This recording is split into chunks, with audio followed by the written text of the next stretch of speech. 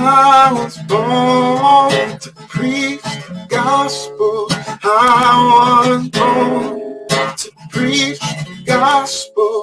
I was born to preach the gospel. And I sure do love my job. Yeah. I was born to preach the gospel. I was born to preach the gospel. I was born to preach the gospel. And I sure do love my job. Yeah. Yes, I really love my job. I'm a disciple that makes disciples, that makes disciples. Oh, I'm a disciple that makes disciples, that makes disciples. I'm a disciple that makes disciples, that makes disciples.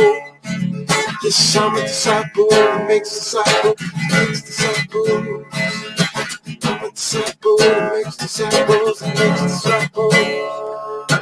I'm a disciple that makes disciples, that makes disciples. Get firmly rooted. So let's get firmly rooted. Let's get firmly rooted. So let's get firmly rooted.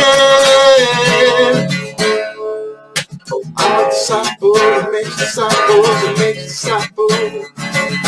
I'm a disciple that makes disciples, that makes disciples. I'm a disciple that makes disciples, that makes disciples. Let's get firmly rooted. Firmly rooted. Let's get firmly rooted.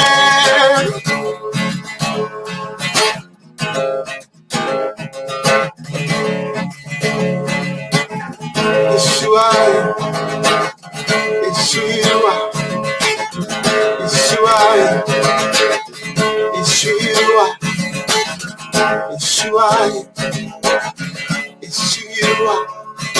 I'm a disciple that makes disciples, that makes disciples.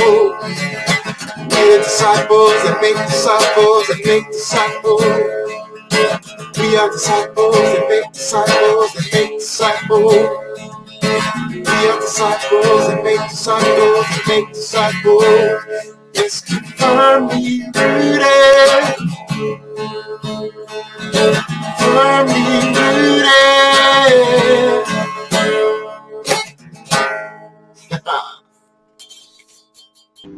Hey, good morning, everyone. Happy Monday morning. Pastor Tom, Firmly Rooted Ministries. And boy, did we wake up to a mess.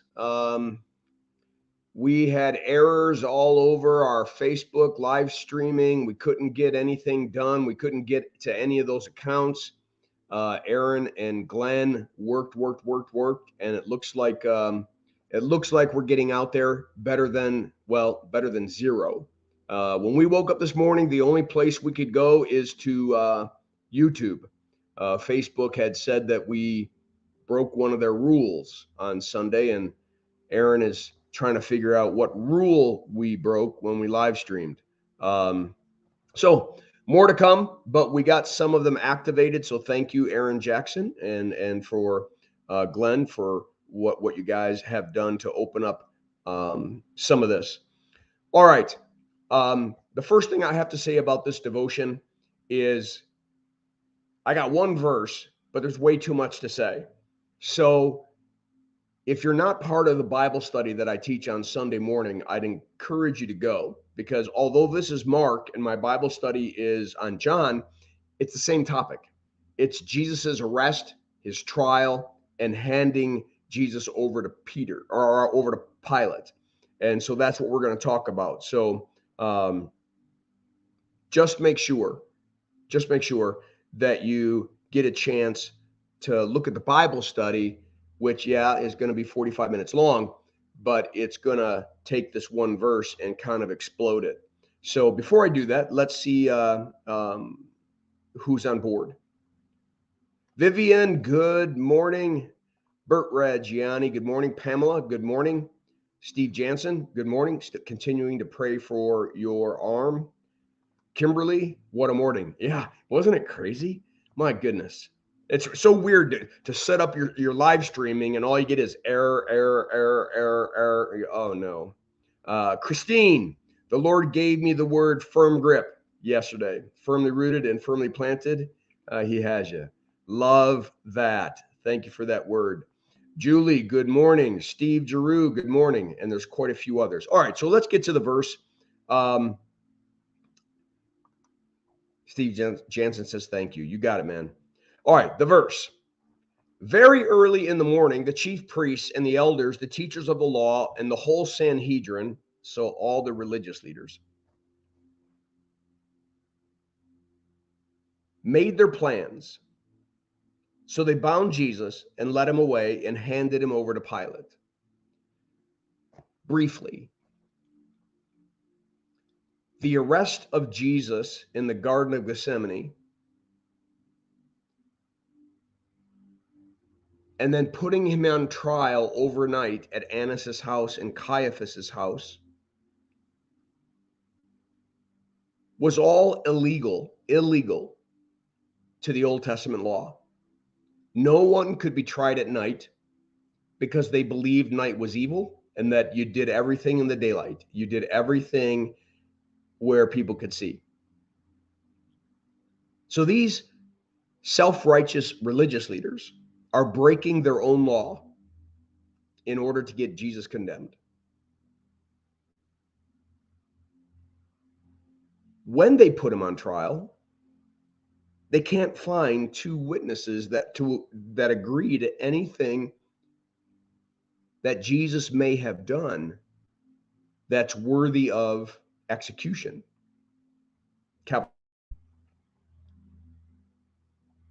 And the Old Testament law requires that not only do you do the trial in the daytime, but you have to have two witnesses that will swear on the word of God that this person committed this act or taught this theology or whatever it might be. They couldn't find that either. So finally, Caiaphas says to Jesus, tell me clearly, are you the Christ? Are you the Son of God? And Jesus says, I am. He tears his robes, screams blasphemy, and gets everybody in the room to declare that he's worthy of death. But guess what? The one thing that you couldn't do if you were taken over by the Roman Empire is that you could not execute anyone. Only they could, because, you know, they were the Pax Romana. They were the peace of Rome. They couldn't have people flexing their own power when they had all the power. So they were the only entity that could perform capital punishment.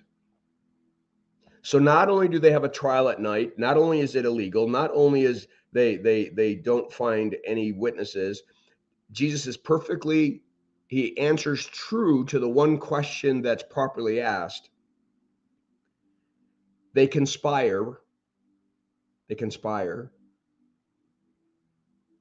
and they bring him to Pilate. Who's Pilate? Pilate is a Roman mayor of the city of Jerusalem. He's the only one that has the power to have Jesus killed.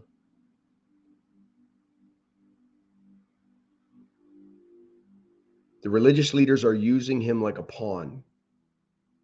Satan, whatever. It's all being moved and manufactured. God himself is making sure that Pilate is going to be the one, because the scriptures talk about that he's going to be pierced in Psalm 22 and Isaiah 53.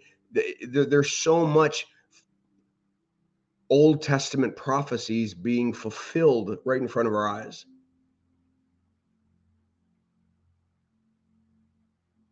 Pilate's quick get to know Jesus, and he's going to realize that Pilate doesn't have the power and authority that he thinks he has, and that Jesus quietly is very powerful.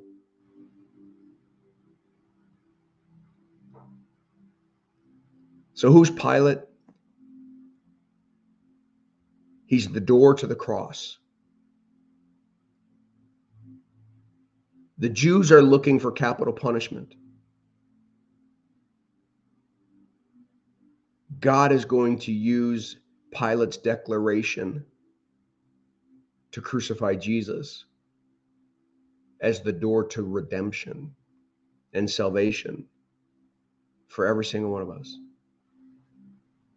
Perfect example of God moving heaven and earth to have his will done for the sake of the church or for the sake of his children. All right, I'll leave it at that. I hope that this devotion was a blessing to you. Have a great day. Make it a firmly rooted day, and may someone see Jesus in us today. Peace.